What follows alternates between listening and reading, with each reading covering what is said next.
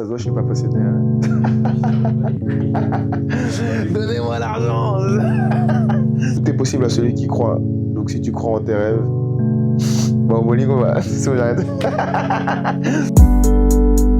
Girl, I'm done with you.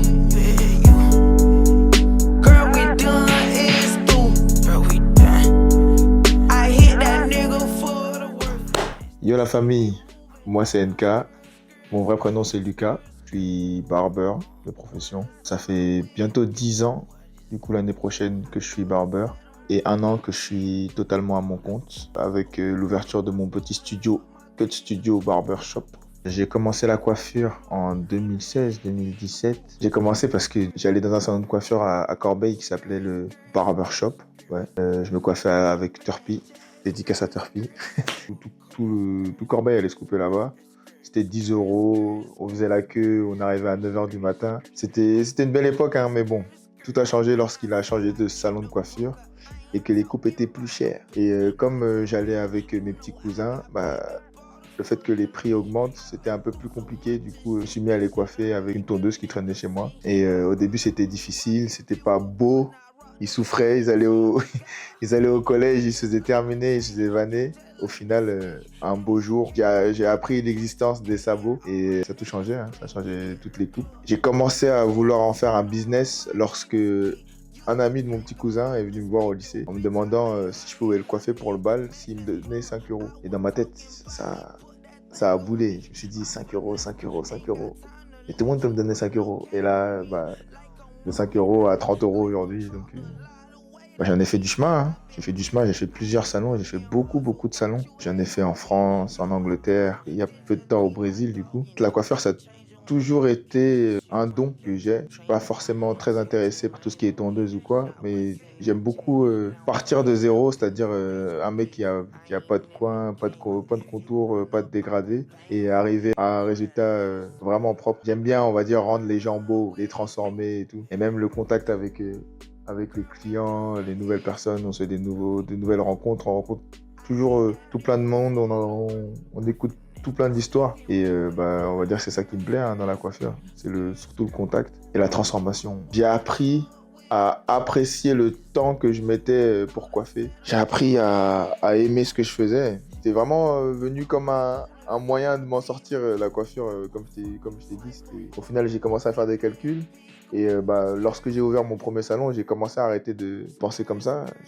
Là, c'était plus le contact, plus le résultat. Et je me suis toujours promis que quand un client vient se coiffer, il faut qu'il ressorte bien coiffé, qu'on lui demande t'étais où comme ça, qui t'a coiffé et tout. Ce que j'aime bien dans l'esprit du barbeur, c'est qu'il y a un mec qui vient se coiffer. Déjà, avec le coiffeur, il y a un lien. Et juste après, peut-être qu'il y a d'autres clients qui arrivent. Et il y a des débats qui se lancent et tout. Et ça c'est vraiment mon kiff total. Ça, c'est vraiment c'est tout ce que j'aime dans un salon. Parfois, c'est musique, parfois, c'est foot.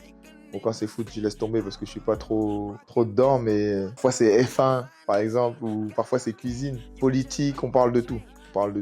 C'est toujours bien de parler avec le client, parce que parfois entre guillemets, tu sauves des vies. J'ai sauvé qu'une vie, mais en soi, c'est comme un psy en fait. Parfois juste écouter, au final peut-être le mettre en connexion avec un autre client. Il m'est arrivé de coiffer un client un jour. Quand je lui rase la nuque, je me rends compte qu'il a une espèce de boule. Quelques jours avant, j'avais lu une espèce d'article sur internet. Une fille en fait qui était médecin et qui était pas médecin, elle était infirmière. Et elle s'est mariée et un jour, ils étaient à la plage. Elle touche sa nuque et il avait une boule. Et ils se sont pas alarmés. Et au final, le mari est décédé à cette boule-là qui était un espèce de cancer, un truc comme ça. Et direct après, moi, j'ai fait le lien avec cette histoire. J'ai prévenu mon client. Je lui ai dit, faut faire attention, on va voir et tout. Il est parti consulter et il s'avère qu'il s'est fait opérer. Et c'était un kyste. Et son médecin lui avait dit que c'était un peu dangereux, mais bon, pas trop, mais heureusement, il a vu à temps, quoi. Donc du coup, c'est toujours bien d'avoir un lien assez proche avec ses clients parce que je sais qu'il y en a...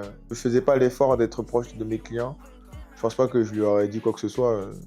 En fin de compte, je suis pas tant intéressé que ça par la coiffure. J'ai un don, je l'utilise. Derrière, ça me permet de faire ce que j'aime. C'est vraiment créer du contact, créer du lien, avoir une connexion avec les gens, rigoler, apprendre, débattre, c'est toujours bien. Je pense pas que je suis barbeur parce que c'est ma passion, mais je suis barbeur parce que j'aime bien travailler dans l'esprit barbershop. Les tendances coiffure en ce moment, j'en ai ras le cul. Voilà.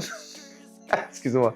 Non, en vrai, les tendances TikTok, les tendances coiffure, tu vas les retrouver sur TikTok, hein. Pour le coup, je pense que je suis pas le seul et je pense que mes collègues le diront aussi bien que moi. On commence à en avoir marre de vos nouvelles appellations tous les 4-5 jours. Tout ce qui est buzzcut, burst fade, cuenta, middle taper, low taper, fade. Venez comme d'habitude, comme avant. Est-ce que je peux avoir un dégradé? À la limite, tu peux me dire taper parce que taper, à part chez les rebeux, c'était dégradé 3 temps. Il n'y a pas d'autre appellation, mais pour buzzcut et cuenta ou je sais pas quoi, tu me dis un dégradé court, coupé en haut, je sais pas moi, ou une crête.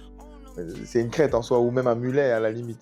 Mais parfois, vous nous fatiguez, les clients, avec vos... Ouais, tu peux me faire une airline, s'il te plaît, parce que là, avec mon middle taper, c'est un peu chaud. Parce que sinon, on voit pas bien mes contours là, comme ça, mais non. En tout cas, tout ça pour dire que, bon, vraiment, les tendances, elles vont faire que de varier dans tous les cas. Ce qui est important pour un coiffeur, c'est de rester à la page, malgré que ça nous fatigue, que tous les jours il y a des nouvelles appellations. C'est de rester à la page parce que c'est ça qui fait notre force aussi. Toujours satisfaire le client dans son nouveau délire, on va dire, par exemple une buzzcut, un burst fade, crête espagnole. Être à son compte, c'est difficile. Ne pensez pas que être à son compte est la solution. Aujourd'hui, c'est la mode. Oui, je veux travailler pour moi. Oui, ceci, cela. En France, je vous le dis, Macron, écoute bien ce message. Non, c'est pas facile parce qu'il faut s'organiser, il faut pouvoir faire ses déclarations, il faut pouvoir payer certaines charges. C'est vraiment pas facile. C'est vrai parce que ce qui est bien, c'est que si j'ai pas envie de travailler, je travaille pas. Mais si je travaille pas, il me paye. C'est pas aussi facile qu'on le pense. Il faut se réveiller le matin, charbonner. C'est bien d'avoir sa petite affaire et son petit bébé, mais il faut savoir s'en occuper. Par rapport à la gestion du stress, bon. Le stress au quotidien, il s'efface. C'est vrai qu'au début, ça m'arrivait de stresser, surtout quand c'était des coupes que je connaissais pas. Je suis un bon Camerounais, j'abandonne jamais. Donc on me dit, est-ce que tu sais faire à la lame? J'ai jamais touché à un coupe-shoot de toute ma vie. Mais oui, j'ai coupé à la lame, ouais. Au final, il de retrouve avec plein de sang. Shout out à Maël. Il a voulu faire le malin, je lui ai coupé la tête. Je lui ai coupé la tête du genre. Et j'ai mis de l'alcool dessus après. Bref, je pense qu'il y a plus de stress à avoir à partir d'un moment où tu commences à avoir confiance en toi et confiance en ton karaté, on va dire. Tout est possible à celui qui croit. Donc si tu crois en quelque chose, va jusqu'au bout. Faut jamais lâcher, faut avancer et tenter. Il faut toujours sauter. Si tu sautes pas, tu n'y arriveras pas. J'ai mis du temps à sauter, mais au final, je peux dire que entre guillemets, j'ai réussi. Et c'est pas plus mal comme ça. Allez suivre mon compte TikTok, NK Food, parce que je viens de me lancer dans la cuisine. NKgram sur Instagram. Cut Studio 91. Tout est possible à celui qui croit.